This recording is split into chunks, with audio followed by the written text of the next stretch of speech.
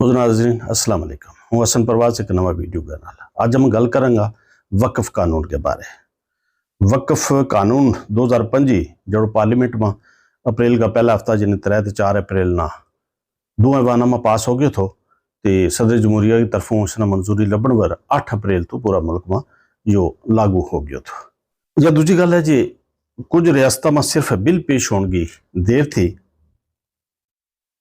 तो इस कानून को इस्तेमाल होने लग गया तो जने पहले दिन तो ही ज्यादा जो बिल पार्लियामेंट में पेश हो तो वे शायद इसी ताक में बैठी हुई थी कि कोई बानू मिले हम इस बिल के मुताबिक अपनी कार्रवाई जी है कुछ रियासतों में शुरू करा। इनमें उत्तराखंड रियासत सब मोहरा थी। बहरहाल इस कानून सुप्रीम कोर्ट में बख जमात अदारन शख्सियात ने चैलेंज किया थो। 100 ते मुझ पटिशन अदालत उज़मा यानी सुप्रीम कोर्ट में दायर हुई थी जिन पर अदालत उज़मा में कल ते अज सुनवाई हुई। कल भी जोरदार बहस हुई तो 3 रुकनी बेंच ने सरकार ने कुछ सख्त सवाल भी किया जिनमें वक्फ कौंसल या बोर्ड में गैर मुस्लिम मेंबर की तकर्री थी। सरकार का सॉलिसिटर जनरल तुषार मेहता ने पूछे गयो जी क्या सरकार हिंदू मजहबी बोर्डा में मुसलमाना मेंबर बनावेगी, कदे नहीं तो वक्फ बोर्ड में ऐसो क्यों। बहरहाल आज का हुक्मनामा में सुप्रीम कोर्ट ने कुछ शिकवर अबूरी रोक ला दी थी। कोर्ट ने क्यों जी इस मामला में अगली सुनवाई 5 मई न होगी पर कोर्ट ने यह गल दो टोक लफ्जा में कही जे वक्फ बाय यूजर न किसी भी सूरत में इसलिए लागू नहीं किया जाएगा, ना तो उसना डीनोटिफाई किया जाएगा, ना ही कलेक्टर उसना बदल सकेगा। असल में सरकार ने अदालत आगे जो वादो कियो तो कोर्ट ने इस अपना रिकॉर्ड में ले लियो। कानून का माहिरीन को कहना है कि वक्फ बाय यूजर 150 साल ते भी मुझ अरसा ते चल रही है तो इस सिलसिला में अदालत का फैसला भी मौजूद है। लिहाजा अदालत ने क्यों जी इस नाल छेड़छाड़ नहीं की जाएगी। सुप्रीम कोर्ट में नामी वकील अभिषेक मनु सिंघवी तक कपिल सिब्बल तक कुछ दूजा वकीलों ने दलील पेश की। अभिषेक मनु सिंघवी जड़ा के कांग्रेस लीडर भी हैं और माहिर कानून भी हैं, सुप्रीम कोर्ट का वकील भी हैं और इस सिलसिला में जो रिट पटिशन दायर हुई हैं उनकी पैरवी भी कर रहे हैं। अदालत के बाद मीडिया नामा नगारा गए बोलता हुआ उन्होंने इस बारे जानकारी दी थी। मैं आपको सरल रूप से बता दूं वक्फ बाय यूजर का मतलब क्या है। वक्फ बाय यूजर जो एक फ्रेज है लगभग 150 साल से हमारे कानून में चल रहा है। ये मामला प्रिवी काउंसिल तक गया। 2 निर्णय अभी हाल में हुए 10 वर्ष के अंदर, एक अयोध्या, उससे पहले एक एम सिद्दीकी। उसमें पुराने 100 वर्ष के सब निर्णय कोटेड हैं, जिनको रुचि है वो उसको खोल के पढ़ लें। और इन सब में ये कहा गया है कि वक्फ बाय यूजर सिंपली यही है कि आदमी अपने उद्देश्य द्वारा, अपने कार्य द्वारा, अपने कर कमलों द्वारा, अपने बोलने द्वारा, अपने दर्शाने द्वारा एक वक्फ बना सकता है। यह आवश्यक नहीं है कि वो लिखित रूप से उसको प्रमाणित करे, एक रजिस्टर्ड डीड बनाए, एक डॉक्यूमेंट उपजाए। और ये हक मुसलमान का वक्फ के विषय में सैकड़ों साल पुराना है। अब इस संदर्भ में इसमें एक प्रावधान था हमेशा 100 साल से 1913, 1923, 1995, 2013 में 3R एक प्रोविजन 3 जिसमें वक्फ बाय यूजर को देखा गया था, संज्ञान लिया गया था, उसको माना गया था, उसके अस्तित्व को, जो कि 100 साल पुराना केस लॉ में है। एक पेन की स्याही के एक टिक से वो पूरा 3R को डिलीट कर दिया। इसमें डिलीट का मतलब है कि वक्फ बाय यूजर का आज कानूनी कोई अस्तित्व नहीं।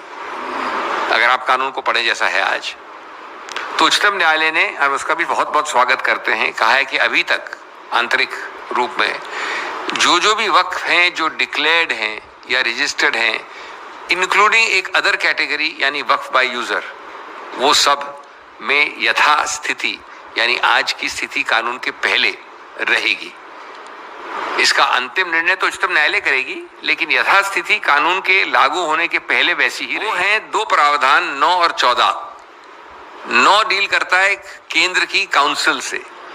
उस काउंसिल में अभी तक याद रहे, अभी तक जो कानून चल रहा था 2013 का था, उससे पहले 1995 का था, जिसको 13 ने संशोधित किया।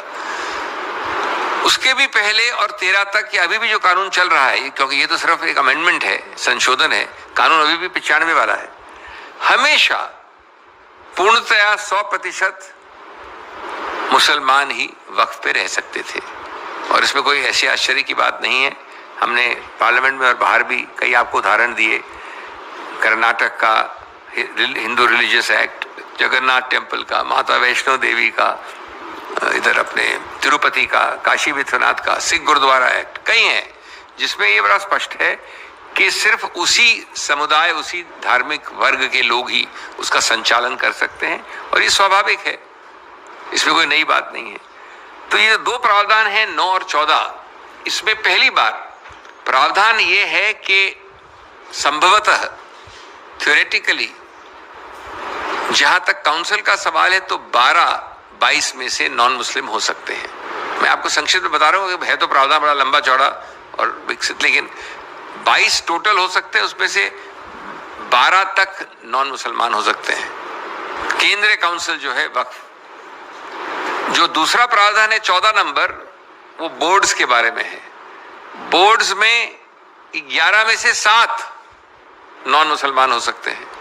ये मुसलमानों की बात नहीं हो रही है, ये बात हो रही है कि अपनी संस्था को स्वायत्तता के साथ अपने समुदाय द्वारा, अपने धार्मिक वर्ग द्वारा चलाया जाए। और जो पिछले 70, ये पहला जो एक्ट है वक्फ का कानून, वो 1913 में आया था, फिर 23 में आया, फिर 95 में आया, फिर 13 में फिर संशोधित हुआ 2013 में, 1913 में, 100 वर्ष से ज्यादा पहले। कभी ऐसा नहीं हुआ जो 9 और ये 14 वाले प्रावधान कहते हैं। और आप आज, कल भी हमने दलील की, पक्ष रखा उच्चतम न्यायालय के सामने, कुछ प्रश्न उत्तर भी हुआ, जो आज रिपोर्ट भी हुआ है कि क्या आप सिख गुरुद्वारा एक्ट में किसी और मुसलमान को डालेंगे, क्या वैष्णो देवी श्राइन में किसी मुसलमान को बिठाएंगे, इत्यादि इत्यादि। और बड़े अजीबोगरीब प्रावधान है। एक प्रावधान है कि अगर 100%, हम लोग 100% लोग हैं, अविश्वास मत करें इस आदमी के ऊपर जो हमारा अध्यक्ष है, बोर्ड का अध्यक्ष ये है, हम लोग सब 100% अविश्वास मत डाल दें इसके ऊपर, उसको हटा नहीं सकते जब तक कि सरकार नहीं हटाए उसे। इसमें क्या गणतंत्र रहा, लोकतंत्र रहा, स्वायत्त रहा, अपने आदमी को अपने आप चुनना या उस पर विश्वास होना कहां रहा। इसी प्रकार से सीईओ, ये मजाकिया प्रावधान है, मजाकिया है, मुस्लिम वक्फ बोर्ड का सीईओ भी नॉन मुसलमान हो सकता है। सीईओ को आप कई नामों से बुला सकते हैं, जो मैनेजर कह लीजिए, जो दिन प्रतिदिन काम चलाता है। गुरुद्वारा कमेटी के प्रबंधक होते हैं कई सीनियर वरिष्ठ, वो सिख ही नहीं हो। ये प्रावधान है सीईओ के बारे में। और ये बता दूं मैं आपको कि पहले सब प्रावधान इसमें विपरीत थे इसके। एक सबसे महत्वपूर्ण प्रावधान, तो अभी तक जितना मैंने बोला उसमें 2 मामलों में उच्चतम न्यायालय ने प्रतिबंध लगाया है। आज अभी तक जितना मैंने बोला उस पर बात कर रहा हूं, 9 पे और 14 पे, और कहा है कि 9 और 14 की जो आज की स्थिति है, अस्तित्व है, उसको आप अगली तारीख तक या आगे तक, जब तक की अनुमति नहीं आए कोर्ट की या बदलाव नहीं आए इस आंतरिक आदेश में, तब तक आप उनके अस्तित्व को नहीं बदल सकते। नियुक्तियां या रिक्त स्थान को भरना या अदला बदली करना नहीं कर सकते। वक्फ बाई यूजर वर अदालतें सूरत हाल न जूंगी तू रखियो यानी स्टेटस को रखने वास्ते क्यों। मुख्तसर योज अदालत उज़्मा यानी सुप्रीम कोर्ट का चीफ जस्टिस समेत 3 रुकनी बेंच ने जड़ा अबूरी हुक्म हतमी फैसला तोड़ी सुनाया वे कि जिन जायदादा ना अदालत ने वक्फ करार दितो उन्होंने गैर वक्फ करार नहीं दितो जा सकता।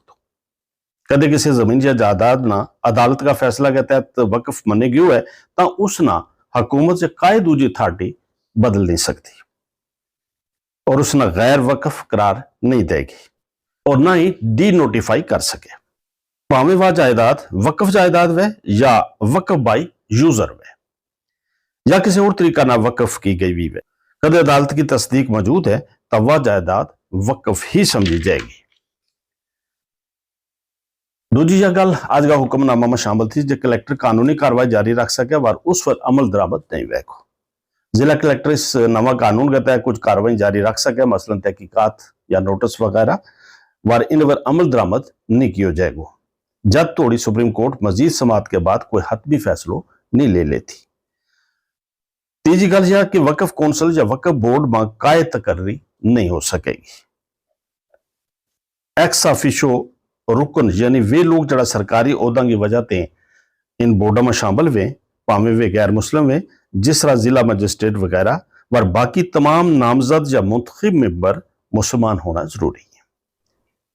इन्हीं नुकतों पर मतो तराज थो और इसी सिलसिला ना पार्लियामेंट में भी काफ़ी जरा वो अबारे गयो बहस में बास हो, लेकिन हिज़्ब मुखालिफ की काय राय मनी नहीं गई और इस कानून जूं तू पास कर लियो, क्योंकि अक्सरियत हुक्मरान जमात की थी, तो ज़ाहिर है कि जमहूरियत में सिर गिने जे और तहदाद की बुनियाद पर जो बिल जड़ो है 2 ऐवाना में पास कर लियो गए। तो इस हुक्मनामा के नाल जिन्हें सुप्रीम कोर्ट का अज का इस अबूरी हुक्मनामा के नाल जेडे अबूरी राहत दी गई है मुतासरीन ना, इनते कुछ राहत मिली है और वे मुतमय्यन है, वह सरकार वास्ते परेशानी है।